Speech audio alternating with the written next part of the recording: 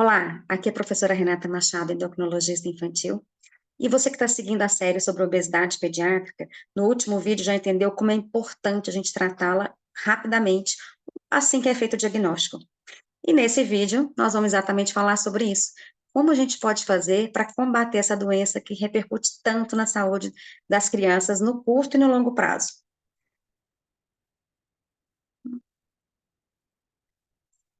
Ah, já passou. Bom, eu não vou aprofundar muito nesse vídeo sobre tratamento dietético, atividade física, nem a cirurgia bariátrica. Bom, cirurgia bariátrica eu falo que quando chega lá é porque nós, clínicos, endócrino-pediatras, falhamos. Se chegou nesse ponto, uma cirurgia bariátrica bem indicada num adolescente, é porque já passou por tudo e não se conseguiu sucesso. Então, eu quero evitar que os adolescentes caminhem para a cirurgia bariátrica. Eu já tenho alguns vídeos mais complexos, mais completos, falando sobre dieta e atividade física, que fazem parte, é o básico, é o carro-chefe, toda criança, toda família, na verdade, deve ser envolvida nessa mudança de estilo de vida, mas eu não vou falar de detalhes nesse vídeo. Nesse vídeo, nós vamos falar sobre o tratamento medicamentoso da obesidade pediátrica. Mas antes da medicação, a gente tem que envolver a família tem que mudar junta. Eu costumo falar que não tem remédio que emagrece. Que emagrece é a mudança do estilo de vida, a gente colocar a pessoa num equilíbrio de gasto energético, isso não é fácil, muitas vezes requer psicoterapia junto, e o remédio, ele vai te ajudar a conseguir esse reequilíbrio. Sem atividade física adequada, sem uma dieta saudável, não precisa ser restritiva, etc., mas a gente tem que ter mudança no estilo familiar como um todo, né? A criança nunca engorda sozinha, e às vezes o pai ou a mãe não está obeso, mas deixa aquele ambiente com facilitadores. Então, jogo muito a responsabilidade para os pais, principalmente em crianças menores. Se ele come doce todo dia, alguém comprou. Se ele é sedentário, ninguém está levando para o parquinho, para o clube, etc. Então, o estilo de vida da criança reflete muito o estilo de vida da família. Então, estimular essa prática de exercício, desvincular a comida do lazer, não é que assim, não vamos comer, mas eu vou no cinema para assistir o filme, e não para comer uma pipocona. A gente vai no parque para brincar, não para comer aquele piquenique. Então, tem comida no nosso lazer, mas a comida tem que deixar de ser o ponto central do nosso lazer, ela faz parte, mas não é tudo. Suporte emocional é muito importante para a família como um todo, muitas vezes. Essa dispensa saudável, aí eu jogo bem responsabilidade para os pais mesmo. Afinal de contas, quem tem que decidir as compras são os adultos. Se os adultos deixam que as crianças façam as escolhas, a coisa não vai funcionar muito bem. Então, eu falo, adulto, crie atitudes de adulto, vai você sozinho com uma lista, uma barriguinha cheia, não leva a criança para as compras, que é difícil, né? E os marketings, os marqueteiros dos supermercados, eles já sabem dessa tentação para guloseimas, de uma forma geral, colocam num nível onde aquilo fica fácil para a criança pegar, e aquela na gôndola que a gente fica paradinho esperando para pagar, aquilo ali é uma tentação. Então, melhor não colocar ali. Colocar limites familiares, deixar tudo conversado. E, assim, o principal, gente, pai, mãe, o exemplo. O exemplo arrasta. Não adianta você falar e agir de forma diferente. Isso aqui não é moleza, mas a gente consegue, não sozinhos. Eu preciso, muitas vezes, profissional de saúde mental, do profissional da nutrólogo, ou nutrologista, ou nutricionista, o profissional de atividade física, com certeza, sempre.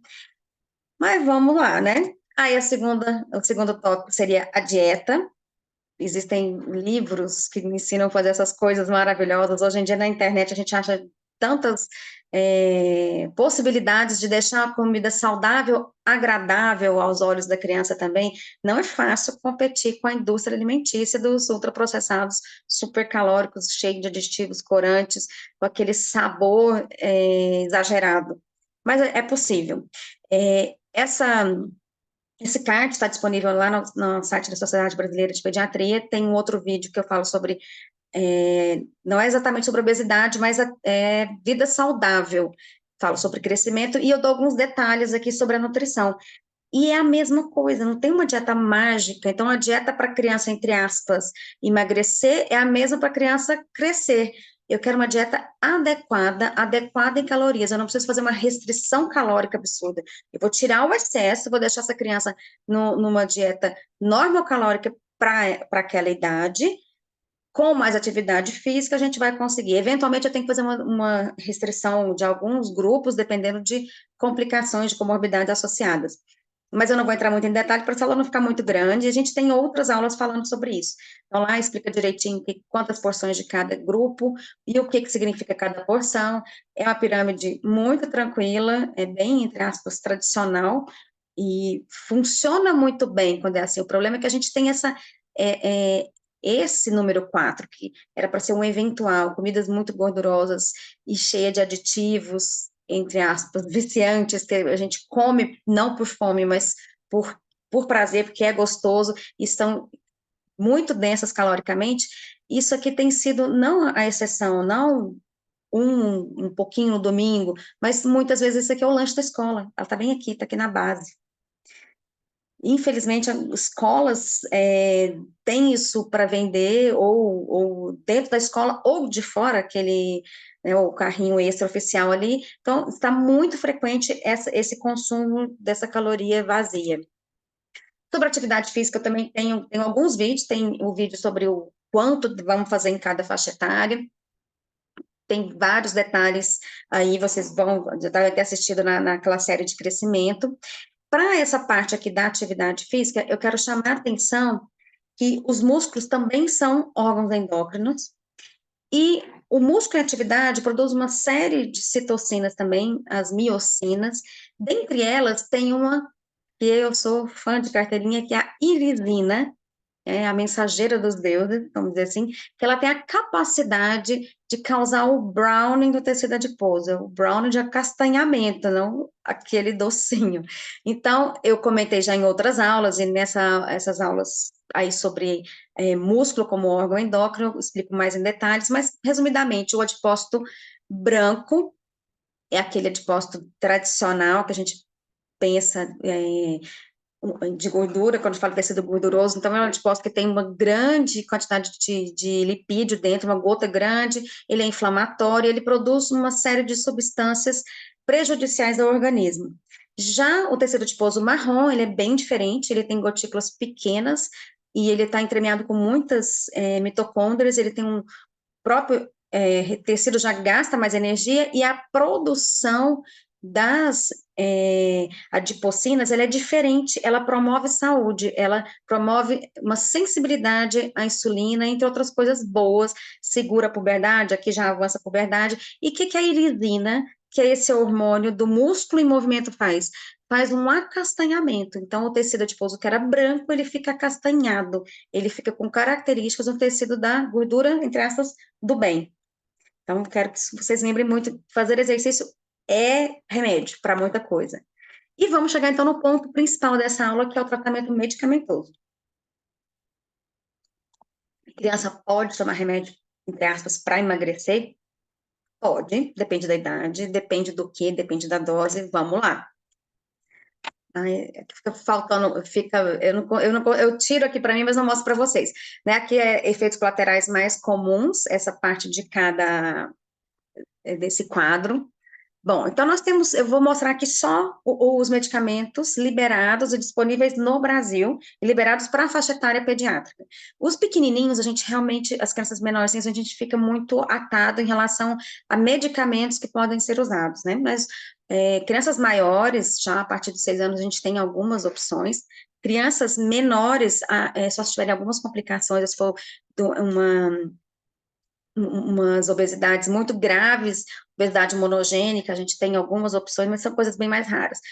Para obesidade simples, entre aspas, ou exógena, essa que é poligênica, e que costuma acontecer na maior parte das vezes, o que a gente tem hoje no mercado brasileiro? Vamos lá. Sibutramina, que já foi muito malhada, né? Sibutramina tem toda uma história. Nos anos 90, ela veio como um boom, assim, eu lembro que na época era equivalente, quando ela estava em patente ainda, a um salário mínimo por mês, e usou-se muito tempo, aí quando cai a patente, cai muito o valor, ficou muito disseminada, é um medicamento que já tinha uma segurança muito bem estabelecida, foi usada por décadas, e aí em 2010 foi feito um trabalho científico com um grupo de pacientes que na bula já se falava que era contraindicado, idosos e com doença cardiovascular. Eu nunca entendi por que fizeram esse trabalho, por que o Comitê de Ética liberou isso daí. Mas esse trabalho foi feito e houve um índice maior de infarto no grupo que tomou sibutramina do que no que não tomou sibutramina. A diferença foi até pequena, de 2%, mas houve diferença estatística. Mas eu fico assim, gente, para que você vai dar um medicamento que é contraindicado naquele grupo? Bom, acabou que virou uma confusão geral, ela foi retirada do mercado de vários países, do Brasil nunca foi retirado, a gente ia ficar completamente sem medicação, né? Pouco tempo depois entrou o último medicamento que eu vou falar aqui, mas não tinha entrado ainda, e a ABESO, a Associação para o Estudo da Obesidade, a SBEM, que é a Sociedade Brasileira de Endocrinologia e Metabologia, foram na Anvisa, mostraram os argumentos, e ela nunca foi descontinuada, mas teve uma regulação bem maior. Então, o que a sibutramina faz? Ela inibe recaptação de serotonina e noradrenalina. Então, quem não assistiu é bom assistir, a gente tem a aula sobre mecanismo de fome e saciedade, aquela cascata da sensação de reward, de prazer, ela passa por alguns neurotransmissores, então você deixando serotonina ali mais tempo na fenda, você vai ter uma sensação maior de prazer, isso acaba reduzindo o apetite. Além de que a noradrenalina, ela causa um aumento de gasto energético. Só que, claro, se eu tenho noradrenalina aumentada, a serotonina, eu vou ter alguns efeitos colaterais cardiovasculares, taquicardia, aumento de pressão. Para quem não tem doença cardiovascular, esse aumento de pressão arterial é insignificante e a taquicardia também. Mas para quem já tem doença cardiovascular, isso pode levar a consequências. Por isso que é uma contraindicação dar a sibutramina em hipertenso ou cardiopata. Idoso também já não é muito recomendado. Outros efeitos colaterais mais importantes: boca seca, obstipação, cefaleia, insônia, irritabilidade, ansiedade. Claro, nós estamos aumentando a noradrenalina. Está liberado para maiores de 12 anos, a gente tem que ter um termo, a pessoa é receituário um azul B2, então tem um certo controle, mas é um medicamento bom, barato. Tem pessoas que respondem, outras não, a gente tem que saber para quem indicar. Então, não vou indicar para uma adolescente que já tem a pressão limítrofe ou pressão alta, ou já tem algum comprometimento cardíaco. Então, sabendo para quem indicar, tem o seu lugar ainda. Nós temos depois sertralina e fluoxetina, aqui já liberado para maior de 6 ou maior de 8, com compulsão alimentar, no caso da sertralina, ela atua ali, e com quem tem uma depressão ou muita ansiedade, no caso da fluoxetina. Os dois são inibidores seletivos de recaptação de serotonina, então não tem noradrenalina aqui, não tem esses efeitos cardiovasculares que a sibutramina tem. Tem um efeito menor na sensação de redução, assim, de fome, mas existem as suas indicações, então pode ser utilizado, e a gente consegue não sozinho, claro, como eu disse, não é a fluoxetina que emagrece, mas ela te ajuda a conseguir ingerir menos e te deixar num estilo de vida melhor, e assim vai. Então, aqui para crianças maior de 6 anos com compulsão, e aqui maior de 8 anos com depressão barra ansiedade. Tá? Ih, não quer mudar. Ah, agora mudou. Bom, uma outra categoria de drogas é o orlistat, né, que ele inibe a absorção intestinal de gorduras. Nossa, que bacana, né? Mas é muito efeito colateral para pouca perda de peso, né? Tá liberado para maiores de 12 anos, contraindicado para qualquer pessoa que tiver alguma doença que tenha má absorção ou colestase, né? E o que acontece? Essa gordura, ela não vai ser absorvida, mas ela tá ali. Então, os efeitos colaterais, eles podem, assim, ser muito preocupantes, mas não são graves, mas eles socialmente são muito preocupantes. Então, pode ter uma diarreia, um escape fecal, uma diarreia com presença de óleo, parece um azeite de dendê, as fezes ficam líquidas e você não controla, dá uma urgência, né, dor abdominal, retais, e se a pessoa não faz uma dieta correta, isso pode acontecer muito próximo daquele momento que ela comeu uma coisa gordurosa. Então, tô tomando o Orlistat, vai numa churrascaria, ele pode passar vergonha ali na mesa. Então, socialmente é complicado. Por outro lado, já sabendo que isso pode acontecer, é uma forma de segurar, né? Não tem uma grande perda de peso, mas é interessante, né? Um outro medicamento é a metformina. Na verdade, ela é um medicamento desenvolvido para diabetes, extremamente antigo, muito seguro, né? Reduz neoglicogênese hepática, é um sensibilizador de insulina, né? Não é um medicamento que a gente pensa de primeira linha para a perda de peso, mas se a criança tem mais de 10 anos, está liberado, se há, junto, resistência insulínica. Ou, claro, se tiver pré-diabetes, diabetes, mais indicado está ainda, né? Como qualquer faixa etária, contraindicado para quem tem insuficiência renal. Né? Os piores efeitos colaterais são aquela intolerância gastrointestinal, mas existem formulações com liberação mais lenta que reduz bastante isso, né? E raramente pode causar acidose lática.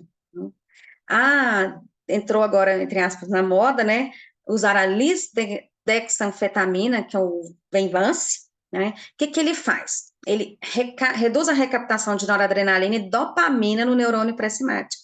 Aqui dentro a dopamina junto, lembra daquela cascata da terceira aula da série, que quem dá a sensação de prazer lá no final é justamente o efeito dopaminérgico, né? E aumenta noradrenalina e dopamina na fenda. Então, assim, tem um efeito muito, muito interessante, reduz muito a fome mesmo. Na verdade, aqui para obesidade é um tratamento off-label e só para adolescentes. Ele está liberado para quê? Para crianças maiores de 6 anos, com transtorno de compulsão alimentar, que isso aqui é um diagnóstico psiquiátrico, né, em adultos, e TDAH em maiores de 6 anos. Então, a gente usar off-label em adolescentes sem TDAH, mas que tem o transtorno de compulsão alimentar, é uma possibilidade, mas eu sempre chamo muita atenção que a gente tem que ter certeza desse diagnóstico, não é só falar assim, dá umas comida doida, dá um bendito e uma vez na vida foi relatado. Eu preciso ter certeza disso, e se não há outras comorbidades psiquiátricas, porque o Venvance mal indicado, ele pode gerar muita ansiedade e desencadear psicose e mania. Então, a gente tem que ter muita parcimônia para usá-lo. Eu falo que eu gosto de ter um psiquiatra para chamar de meu. Então, tem algum paciente que eu acho que seria bem indicado utilizar, mas eu quero ter segurança de ter um psiquiatra me falando, olha, sim, entra nesse ou nesse indicativo e não tem o risco de estar induzindo uma psicose ou mania no meu paciente, né? Contraindicado se doença cardiovascular sintomática, claro, estamos mexendo na noradrenalina, assim como, né, a sibutramina, hipertensão, hipertireoidismo, glaucoma, e podemos ter, além dessas questões psiquiátricas aqui, hipertensão, evento cardiovascular, taquicardia, ansiedade. Então, não é um medicamento assim para, quero fazer uma prova, eu vou usar. Também tem essa questão também de melhorar o foco, né? E tem muita gente usando de forma indiscriminada. E eu quero chamar a atenção agora para liraglutida, que é um análogo do GLP-1, que é foi o último medicamento a ser liberado para adolescentes. Tem uns 15 dias saiu um trabalho sobre a semaglutida em adolescentes, que foi, assim, muito bom, mas ele não está liberado ainda. Eita, fala demais, né?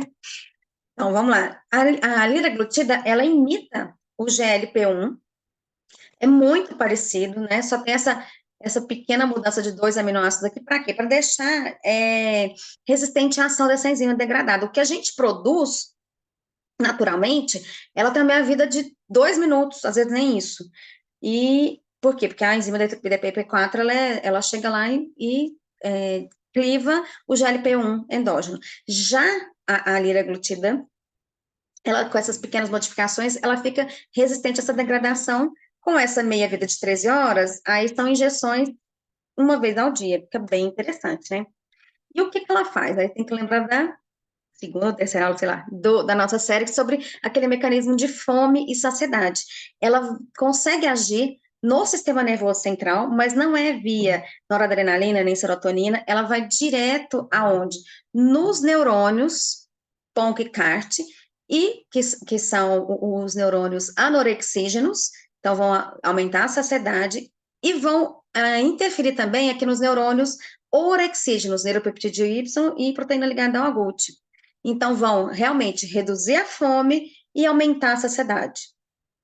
Além disso, existe um efeito no sistema gastrointestinal também. Reduz o esvaziamento gástrico, então dá aquela sensação de, ui, tô cheio. Então, a gente tem dois efeitos, o efeito ali no sistema gastrointestinal e também no hipotálamo. E, clinicamente, tem um efeito muito bom. Claro que a gente tem que ter, né, as indicações, eu vou mostrar também.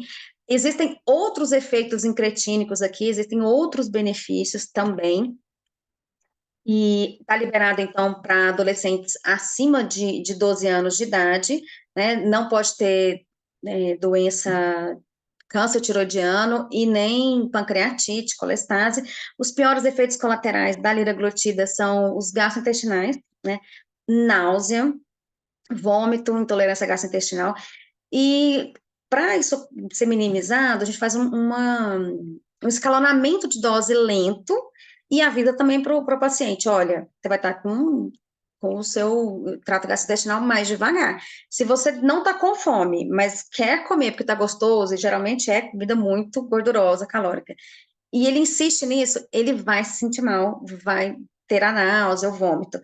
Então, depende também do comportamento do paciente, assim como o olho estate, só vai ter escape fecal se a pessoa comer uma coisa gordurosa. Então, geralmente só vai ter uma náusea e vômito muito forte se exagerou na alimentação. Então, dá só uma segurada só de pensar, nossa, não quero ter efeito colateral daquele medicamento. Então, para mensagens finais, a obesidade é uma doença crônica, multifatorial, recidivante, eu falo isso muitas vezes, né? Lavagem cerebral. E é importante a gente tratar na fase pediátrica. Por quê? Porque vai melhorar a qualidade de vida, vai reduzir a mortalidade dessa criança. O tratamento tem que ser precoce, intenso e muitas vezes com medicação. Quando e bem indicado, né? Todo mundo vai precisar de mudança no estilo familiar, atividade física adequada para a idade, uma dieta saudável, normocalórica, eventualmente um pouco hipocalórica se for uma obesidade mais grave, mas o normocalórico para quem está crescendo a coisa já vai ficando já o IMC vai entrando dentro da normalidade e com boas indicações, com acompanhamento clínico, a gente pode usar algumas medicações, né? Existem medicamentos eficazes e seguros, a gente não deve ter esse preconceito de, não, criança nunca pode usar medicamento com objetivo de peso. Não é bem assim. Ixi, agora eu quero voltar, não estou conseguindo. Ah, ok, voltei. Bom, essa foi uma série, assim, que eu não aprofundei muito, porque é tanta coisa, mas eu falei de tudo um pouco da obesidade, e a gente se vê, então, nas nossas aulas presenciais, com discussão de casos clínicos. Esse é o recadinho para os meus alunos da UFG. Um abraço e até mais.